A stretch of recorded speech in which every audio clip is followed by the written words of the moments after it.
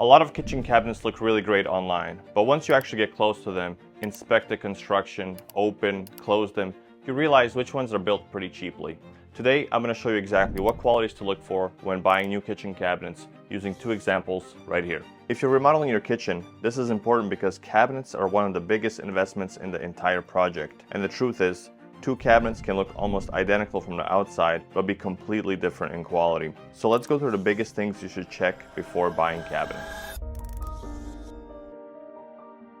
The first thing to sincerely look out for is the cabinet box construction itself, the materials that are used. These cabinets here use plywood, which is much more moisture resistant than, say, particle board. Plywood is also a go-to in custom cabinet applications. A lot of cheaper cabinets use thinner materials because it lowers manufacturing costs, but over time that can lead to sagging, swelling, or cabinets loosening up.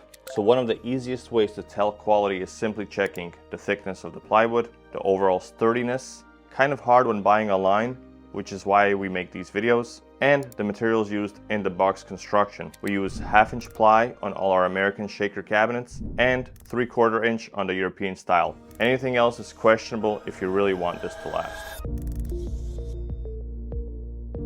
Next up, really take a good look at the drawers. One thing you want to check is whether the drawers use dovetail joints. These interlocking corners are much stronger than stapled or glued drawer boxes. Also notice how the drawer feels when opening and closing. Good drawers and glides should feel smooth and solid, not loose or shaky. And if the drawer hardware feels cheap now, it's probably not going to improve after years of daily use. We've tested the strength of our drawers by having a human stand on them.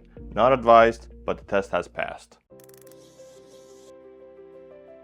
So another quality indicator, of course, is what the doors sit on, aka the hardware. So really make sure that these are soft closing and that they're very sturdy. Pull on the door a little bit, make sure it's not going anywhere. These are all things to check for when buying cabinets. And it is 2026, a lot of the cheaper cabinets will still use the non-soft closing mechanisms, and I promise it's gonna drive you insane. So whenever you can, try to get these soft closing drawers and hinges. Now, let's talk about the overall cabinet finish, something that folks just overlook all the time. Look for smooth paint and stain consistency, clean edges, aligned doors and drawer fronts, and overall fit and finish. If you're choosing a wood veneer or laminate, it's especially important to make sure the edges are clean and sharp. If cabinets already look uneven or rough before installation, that's usually not a great sign. However, quality hinges usually allow for adjustment, meaning you can move the door in all directions, so it is perfect.